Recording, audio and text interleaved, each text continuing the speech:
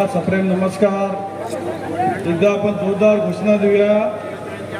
जय श्रीराम, जय जय श्रीराम।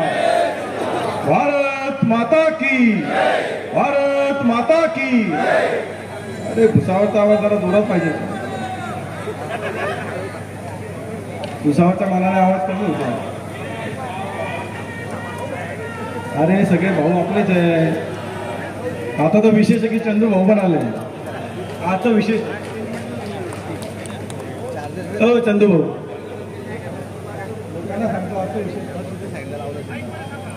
हा आजचा विशेष आहे की मुक्ताईनगरचे आमदार माझे मित्र चंद्रकांत भाऊ पाटील हे पण आज इथे आलेले आहेत। त्यांचं सगळ्यांनी जोरदार स्वागत करावं।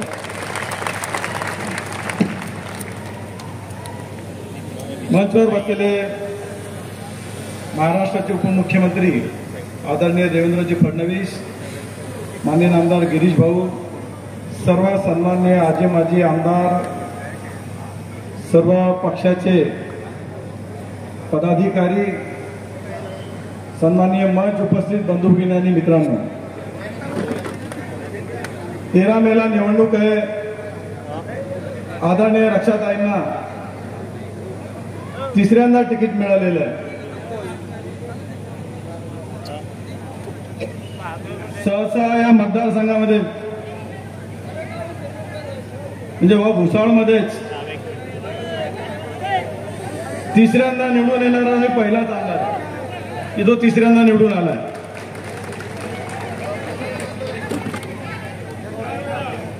तिसऱ्यांदा आता चौथ्यांदा पाहू अजून।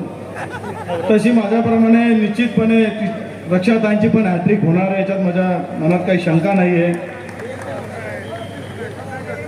पण यावेळी जी आपण घोषणा दिली आहे की अबकी बार 400 पार, देशाचे पंतप्रधान पुन्हा नरेंद्र मोदी यांना करायचे आहे। पण आपण जी घोषणा दिली अबकी बार 400 पार, त्याच्या बाबतीमध्ये यांनी इतका गैरप्रचार केला की यांना 400 पार याच्यासाठी पाहिजे की संविधान बदलायचं आहे म्हणून। आमच्या सगळ्याच नेत्यांनी सांगितलं, वरिष्ठांनी सांगितलं की संविधान बदलण्याचा प्रश्नच नाही, संविधान बदलण्याची तरतूदच नाहीये। परंतु लोकांमध्ये संभ्रम कसा पसरवायचा, खरं तर संविधानाचा अनादर हा काँग्रेस पार्टीने नेहमीच केलेला आहे। ज्या डॉक्टर बाबासाहेब आंबेडकरांनी संविधान लिहिलं त्यांचा देखील अपमान नेहमीच काँग्रेस पार्टीने केलेला आहे। म्हणजे जेव्हा डॉक्टर बाबासाहेब आंबेडकर निवडणुकीला उभे राहिले, दोनदा त्यांना पराभूत करण्याचं काम या काँग्रेसने केलं। काँग्रेसने त्यांच्या विरुद्ध उमेदवार दिला आणि विशेष म्हणजे पंडित नेहरू हे स्वतः डॉक्टर बाबासाहेब आंबेडकरांच्या विरोधामध्ये प्रचाराला गेले आणि ते सांगतात की बाबासाहेबांचं संविधान हे लोक बदलणार आहे। या लोकांनी डॉक्टर बाबासाहेब आंबेडकरांचा फोटो संसदेत लागू दिला नाही। तो जेव्हा गैर काँग्रेसचं सरकार आलं तेव्हा ते लागलं। या लोकांनी भारतरत्न जिवंतपणी पाकिस्तानचं युद्ध हरल्यावर पंडित नेहरूंनी स्वतःला भारतरत्न करून घेतला। परंतु ज्या महामानवाने एवढं मोठं संविधान दिलं त्याला मात्र यांनी भारतरत्न दिला नाही। जेव्हा काँग्रेसचं सरकार नव्हतं तेव्हा त्यांना भारतरत्न मिळाला। 370 कलम डॉक्टर बाबासाहेबांचा विरोध होता। या 370 कलमाला त्याच्यासाठी त्यांनी राजीनामा देऊन टाकला। पण यांनी छुप्या पद्धतीने 370 कलम त्याच्यात घातलं, ज्याचा आपल्याला त्रास आजही होतोय, ते काढलं आता। पण मी राजीनामा का देतोय हे लोकसभेत मला सांगू द्या, संसदेत। त्याची देखील संधी या लोकांनी बाबासाहेबांना दिली नाही। नाहीतर तेव्हा लोकांना कळलं असतं की यांनी 370 कलम घातला आणि म्हणून बाबासाहेबांनी राजीनामा दिला, तेव्हा लोकांच्या लक्षात आलं असतं। पण ती संधी यांनी दिली नाही आणि हे सांगता की संविधान आम्ही बदलणार आहे, भाजप बदलणार आहे। अरे उलट संविधानाचा सर्वाधिक आदर जर कोणी केला असेल तो भारतीय जनता पार्टीने केलेला आहे, नरेंद्र मोदी साहेबांनी केलेला आहे। ज्या दिवशी पहिल्यांदा पंतप्रधानाची शपथ घेतली तेव्हाच त्यांनी सांगितलं माझ्यासाठी सर्वात मोठा पवित्र ग्रंथ कोणता असेल तर तो संविधान आहे. गीता, बायबल, कुराण हे नाही, माझ्यासाठी संविधान हा सगळ्यात पवित्र ग्रंथ आहे आणि त्याच्यानुसारच मी राज्यकारभार चालवणार आहे. आणि आतापर्यंत त्यांनी नेहमीच त्याच्यानुसारच कारभार करण्याचा प्रयत्न केलेला आहे, त्याच्यानुसारच कारभार करताय. उलट 80 पेक्षा जास्त वेळा संविधानामध्ये बदल या काँग्रेसने केला. 3-4 वेळा त्या कलमांमध्ये बदल भाजपनेही केला. पण 370 कलम हटवण्यासाठी, 3 तलाक काढण्यासाठी, सीए लागू करण्यासाठी, म्हणजे देशासाठी जे अत्यावश्यक गोष्टी आहे त्याच्यासाठी संविधानात बदल केला म्हणजे कलमांमध्ये बदल केला. आणि ते केले नसतं ते झालंच नसतं. अजून काय केलं त्यांनी? पंचतीर्थ घोषित केलं की ज्याच्या माध्यमातून लंडन येथील घर बाबासाहेबांचं ते घेतलं, दिल्ली येथील त्यांचा बंगला, तिथे त्यांचं एक स्मारक बनवलं की त्या बंगल्यामध्ये बाहेरची प्रतिकृती जी आहे ती संविधानाची प्रतिकृती दिसते आणि आतमध्ये सगळं बाबासाहेबांचे भाषण, ग्रंथ वगैरे सगळं ठेवलेलं आहे. म्हणजे त्या इतका असं व्यवस्थित केलं की तुम्हाला तिथे ते जे ऐकाल तर असं वाटेल की बाबासाहेब स्वतः बोलतायत म्हणून. इतका सुंदर स्मारक तिथे केलेलं आहे. चैत्यभूमी त्याचा विकास, दीक्षाभूमी त्याचा विकास आणि महू जिथे बाबासाहेबांचा जन्म झाला होता तिथला विकास, अशी पंचतीर्थ ही मोदी सरकारने घोषित केली. मग बाबासाहेबांचा आदर कोण करताय आणि अनादर कोण करताय हे इथल्या माझ्या सगळ्याच बांधवांनी लक्ष घेतलं पाहिजे. आज जर या देशामध्ये जी परिस्थिती चालली आहे की काँग्रेस नेहमीच आरोप करते की भारतीय जनता पार्टी हे हिंदू मुस्लिमचा कार्ड खेळून देशाला किंवा लोकांना संभ्रमात आणते म्हणून. पण खरा हिंदू मुस्लिमचा खरा जो डाव आहे तो कोणी खेळलेला आहे?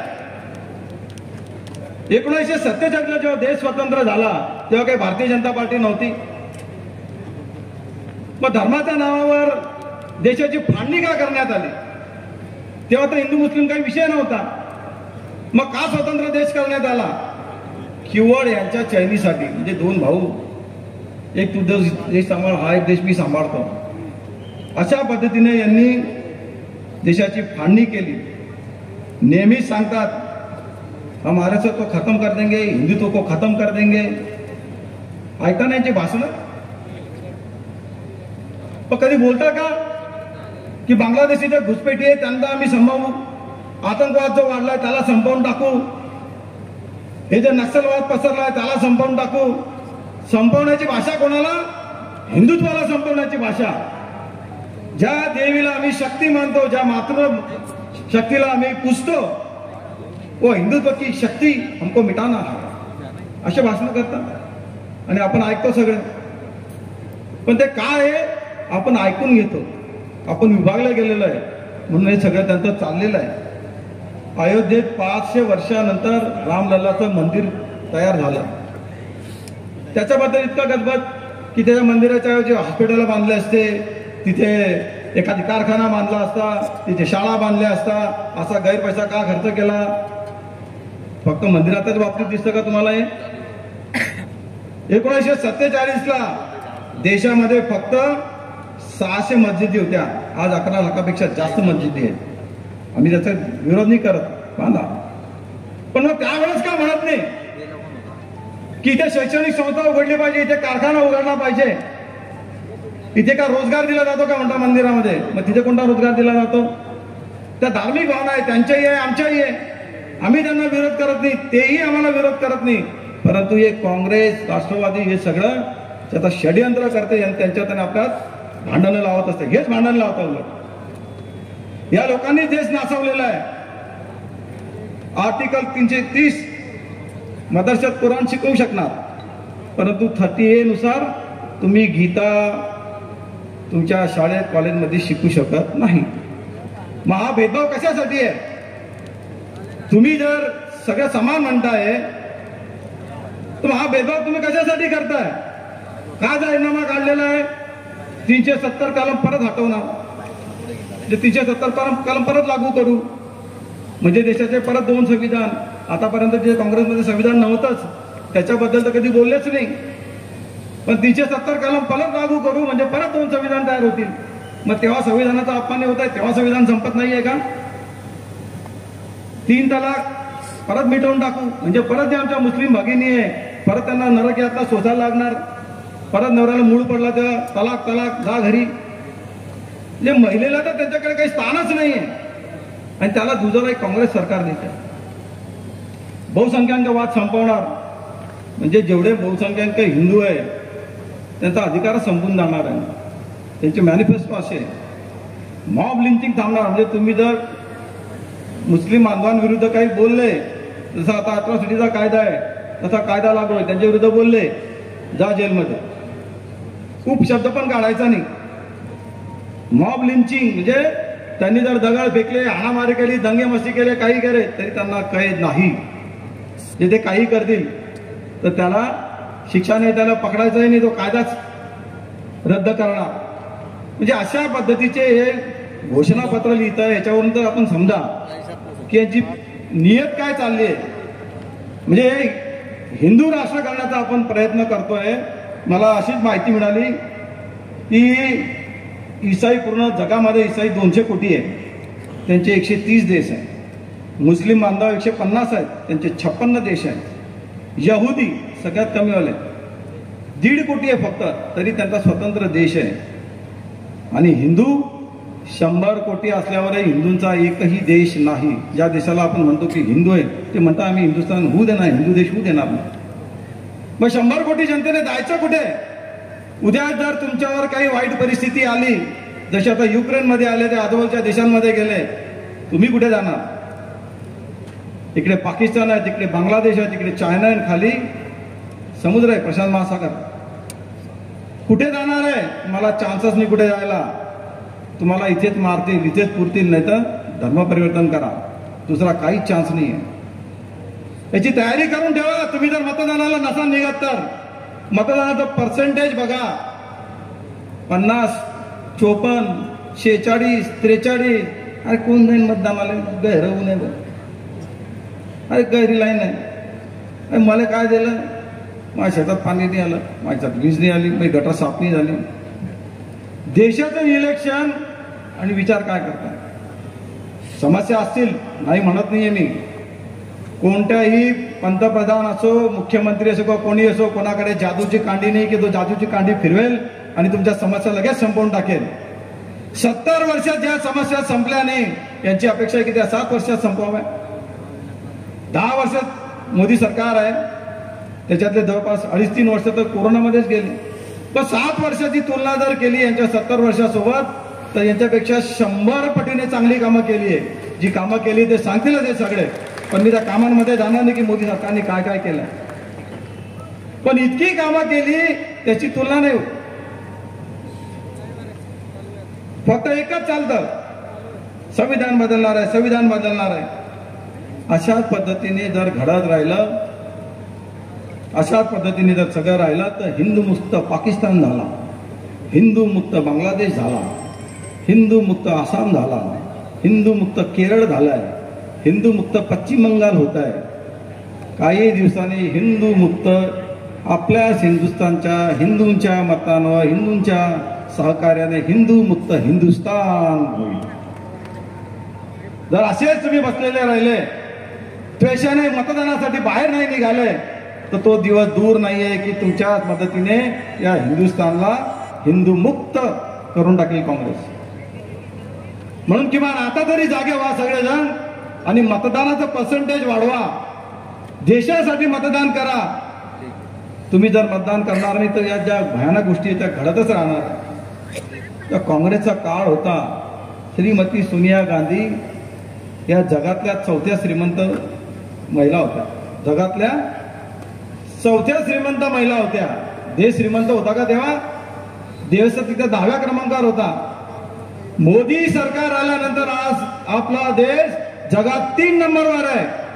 ही मोदी सरकारची किमया आहे.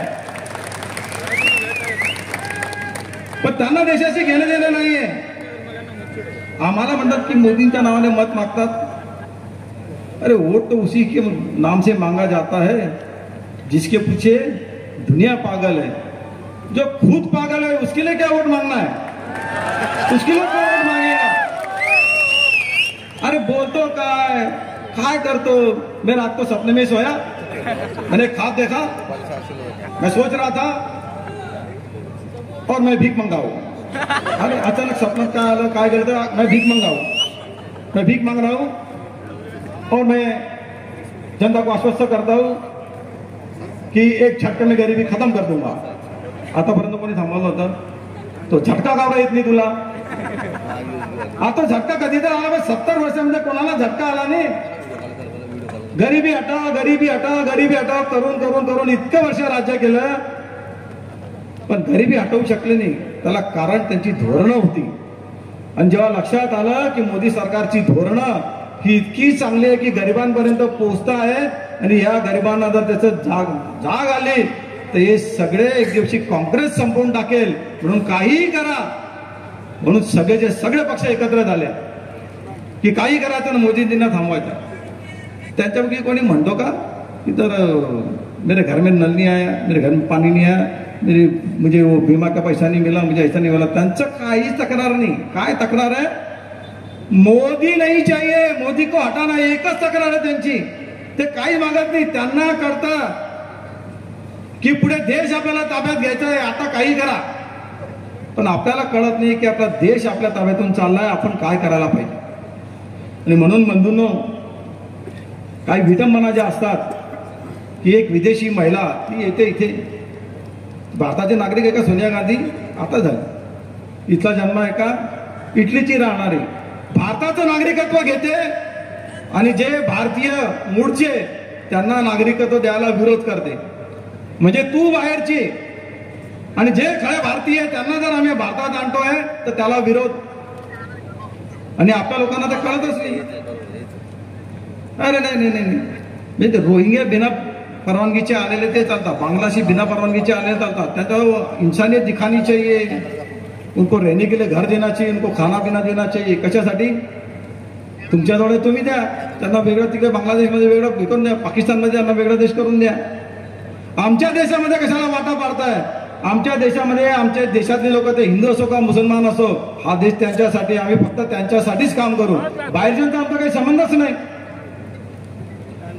पण त्यांच्यासाठी टाळू फोडता, मात्र जे आपले भारतीय लोक पाकिस्तानमध्ये, बांगलादेशमध्ये त्यांना आणायचं म्हटलं तर त्याला विरोध करतात। यांचे विचार काय? मग हळूहळू हळूहळू आपल्याला संपवणं। आणि म्हणून सांगतो मित्रांनो, ते बाळासाहेब कधी कधी म्हणायचं नाही तो सोनिया के आगे हिजडे झुकते। आता कोण धुकायला लागलं हो काही समजत नाही।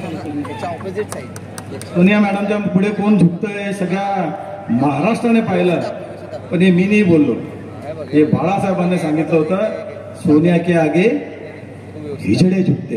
आता कोण हिजडा आहे कोण मर्द आहे ते तुम्हीच ठरवा। इथे आता जळगावला काहीतरी सभा झाली म्हणे, त्या सभेमध्ये सांगितलं सुरतचे 2 लुटारू ते देश लुटताय, स्वतःला छत्रपती शिवाजी महाराज समजतात।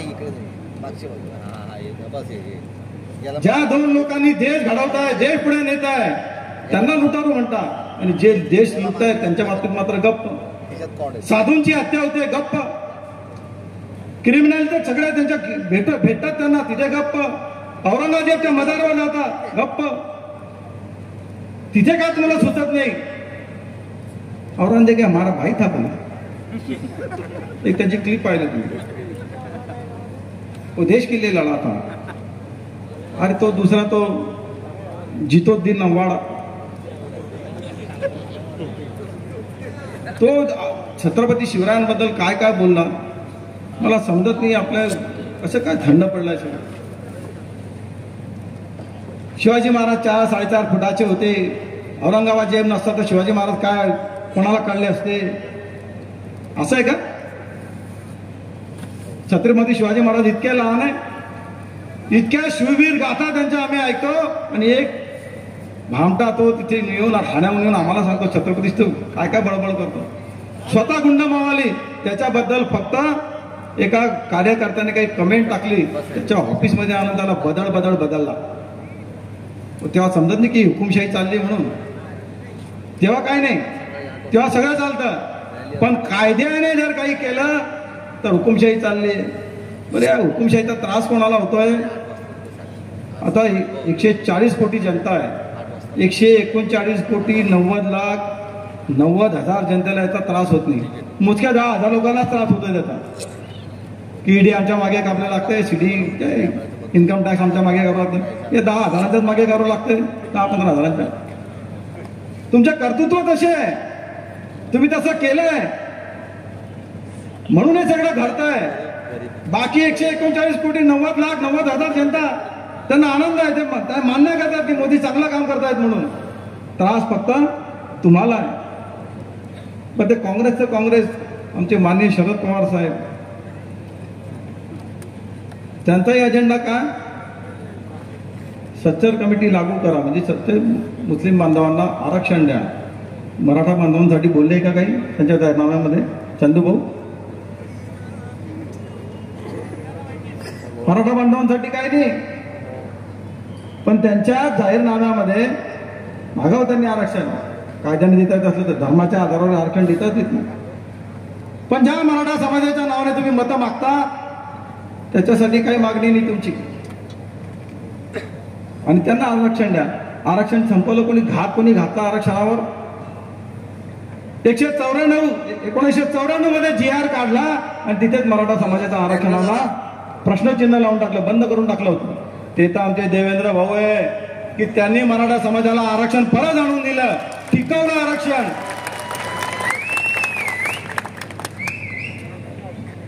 आणि म्हणून मित्रांनो, हे झालं सगळं, पण आता नेमके भाऊ आमच्या मागण्यास राहून गेले.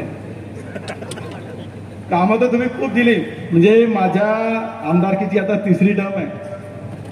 पण भाऊ, या 2 वर्षामध्ये जी कामं तुम्ही मला दिली आहे, त्या 2 वर्षामध्ये जेवढी कामं मिळाली, माझ्या आमदारकीच्या पूर्ण टर्म मध्ये मला ती कामं मिळाली नाही. जवळपास 1000 कोटीच्या वर कामं माझी सँक्शन झाली. 1000 कोटीच्या वर. 540 कोटीचं फक्त वरणा उपसा तळेल सिंचन योजनेचं तुमचं पाईपलाईन आहे. जवळपास 250 कोटीचे रस्ते दिले. 25-15 मध्ये गिरीश भाऊने 25 कोटी दिले. 45 कोटी नगर उत्थान नगर विकास मधून शिंदे साहेबांनी दिले. असे कितीतरी काम आहे की या शहरामध्ये मंजूर केलेले मी. ते केवळ आमच्या सरकारच्या माध्यमातून नाही, तर ते 2.5 वर्षाच्या सरकारमध्ये एक काम मंजूर होत नव्हतं. सगळी कामं कोणाची मंजूर होत होती? हजको पैसा, ते प्रशिक्षण केंद्र, मुस्लिमांसाठी प्रशिक्षण केंद्र बांधणार, त्याला पैसा. त्यांना अल्पदरात कर्ज देणार, त्याला पैसा. अरे पण आम्ही पण आहोत ना, त्यांना द्या, आम्ही नाही कुठे म्हणतो, पण आमचा कशाला मोडताय? पण भाऊ, तुम्ही मला खूप दिलं आहे, परंतु तुमचं देण्याचं नेचर असल्यामुळे काही प्रश्न माझे प्रलंबित आहे, ते तुम्हाला सांगतोय. जे प्रलंबित आहे त्याला असं काही दिलं नाही असं नाही आहे. भुसावळला अमृत योजना सँक्शन झाली होती. आज भुसावळचा सगळ्यात मोठा प्रॉब्लेम असेल तर तो पिण्याच्या पाण्याचा आहे. अतिशय प्रॉब्लेम, म्हणजे 10-10 दिवसांनी पिण्याचं पाणी येत आहे. अगदी बाजूला तापी नदी आहे. जवळपास 67 वर्ष झाले पिण्याच्या पुरवठ्याची जी योजना झाली होती त्याला, तेव्हा लोकसंख्या 25,000 होती फक्त. आज 2.5 लाख लोकसंख्या शहराची आहे. म्हणजे जवळपास 67 वर्षानंतर तीच योजना सुरू आहे. त्याच्यामुळे पिण्याच्या पाण्याचे प्रचंड हाल होत आहे. म्हणून तुम्ही मला अमृत योजना सँक्शन करून दिली होती. 90 कोटी दिलं तेव्हा दिले होते, पण त्याला टेक्निकल प्रॉब्लेम आलेले खूप.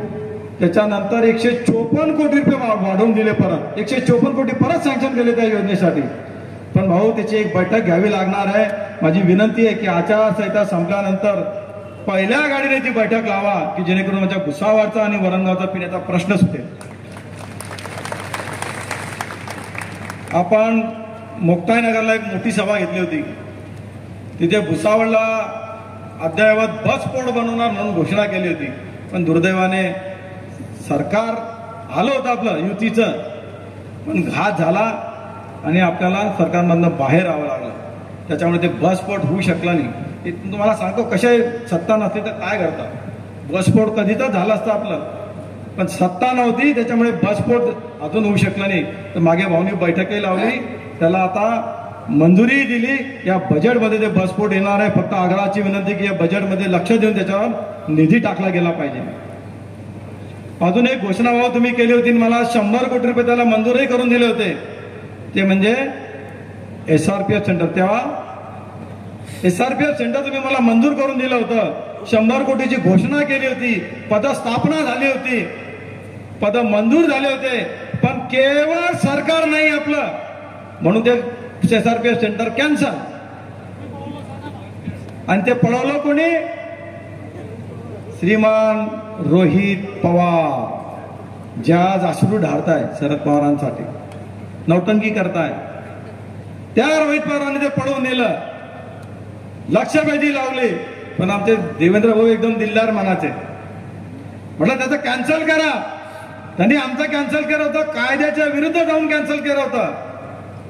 एखादी गोष्ट जेव्हा मंत्रिमंडळाच्या बैठकीत सँक्शन होते, GR निघतो, तिला कॅन्सल करायचं असेल तर मंत्रिमंडळाचीच बैठक लागते. आणि एक साध्या पत्रावर कॅन्सल करून टाकलं राज्य म्हणून. त्यांचं राज्य होतं म्हणून. पण देवेंद्र भाऊ एवढे दिलदार, जाऊ दे आपल्याच राज्याचा भाग आहे, तिथेही होऊ दे, तुला मी परत मंजूर करून देतो. आणि पूर्ण फायनल स्टेजला आला. त्याची फक्त पदस्थापनेची फाईल आता येते.